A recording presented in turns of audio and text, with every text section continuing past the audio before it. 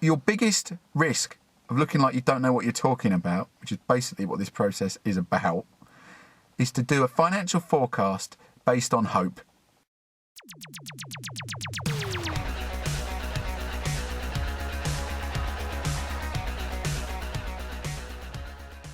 Okay, I'm on my way to see a business services company, so no tangible product.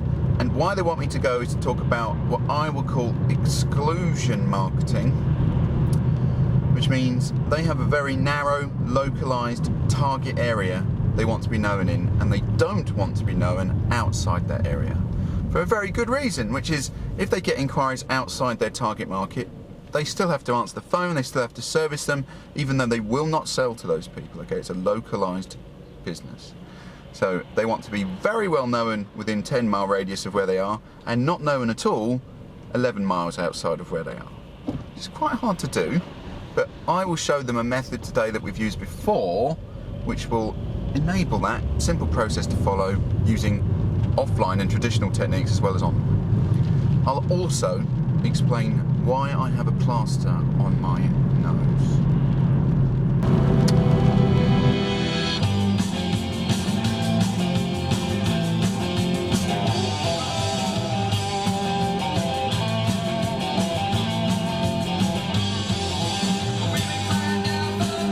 Okay, I've left the business services company, and the first thing I need to make clear straight away is this is not going to be a video about marketing. I know I said it would. On the way to the meeting, in good faith, I thought we'd be talking about exclusion marketing, localized area. But we weren't, and this is why. I sit down with them. We start drinking our coffees, phone goes. And it's the fund manager of a grant scheme. About a month ago, we put in an application for this company to try and get a £30,000 grant to help pay for the property premises they were going to buy, planning to buy. Hadn't heard anything since. Phone goes. Project fund manager. Says you're through to the next stage. There's always two stages, right? You put in an expression of interest which says this is very briefly why I have a business case to apply for grant money. And then you get invited or you don't. You go to full application, which is the bulk of the work when you apply. And he said, you've been invited, but you have 7 days to get the full application in, which is a tall order. Take between 60 and 80 hours to put together a proper, robust business plan to apply for that sort of money. So we dropped everything. The opportunity is too large to stick to the plan, okay? That's a chance to have a third of your premises paid for by someone else.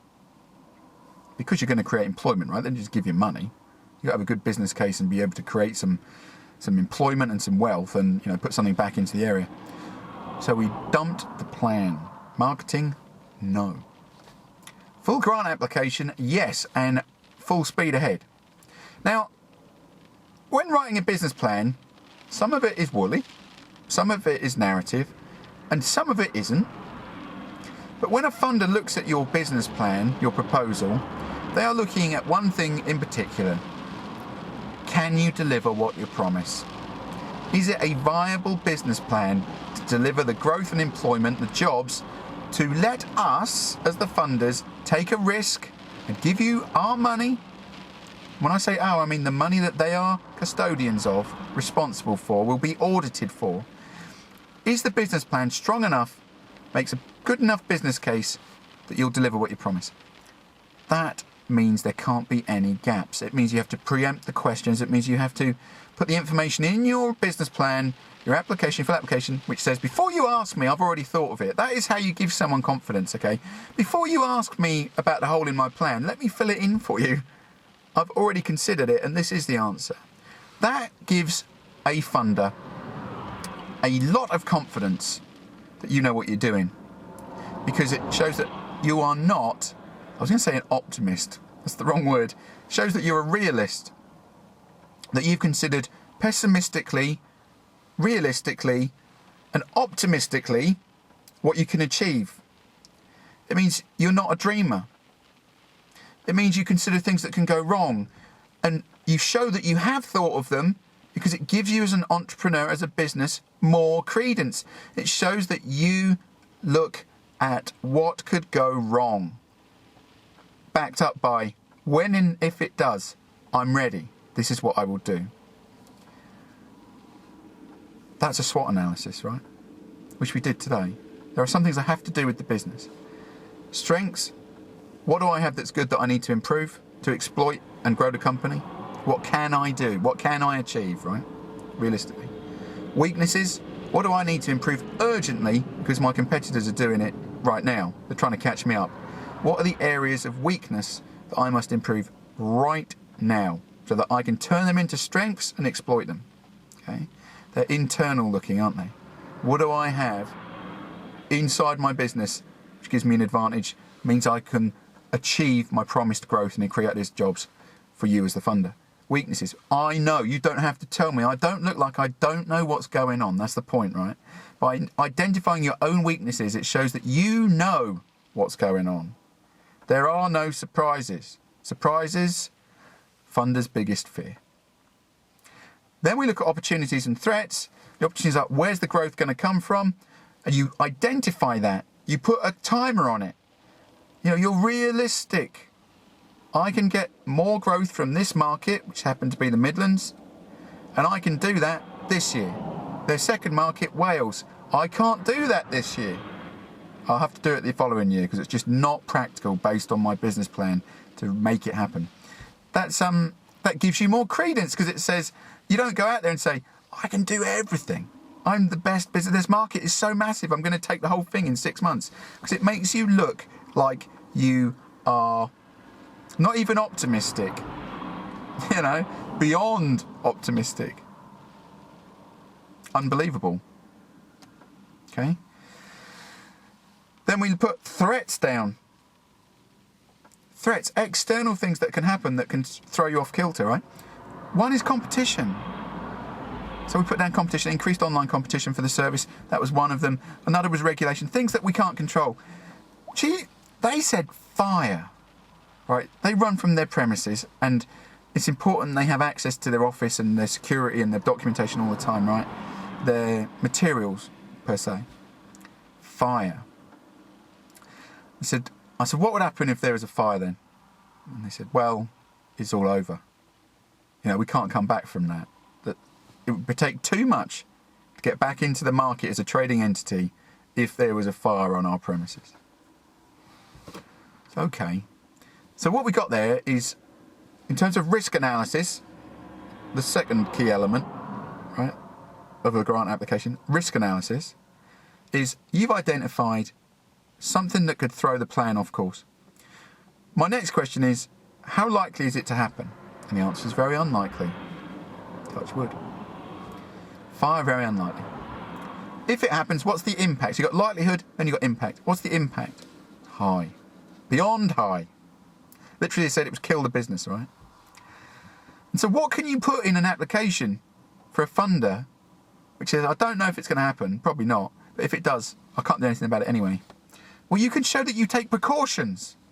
So we have safety policies, safety inspections, backup of data, and you can put in a policy which says, you can trust us. We know this could happen, but we are taking every measure possible to prevent it. Give the funder confidence that you know what you're doing. Okay? Competition's an easy one. If you can identify a threat from competition that could change the plan, do something about it. That is a sales and marketing strategy, and as I said to them today, an aggressive sales and marketing strategy. Yeah? If you think your market is becoming more populated with competition, you need to address that, which means we do targeted competing. We advertise in their Twitter feeds. We advertise in their Facebook feeds. Aggressive marketing. Finally, the third key element is, if you make a forecast, it can't be fiction. It cannot be fiction. Your biggest risk of looking like you don't know what you're talking about, which is basically what this process is about, is to do a financial forecast based on hope. You cannot do that. Which means I need to make a forecast, which is a fiction, we all know it.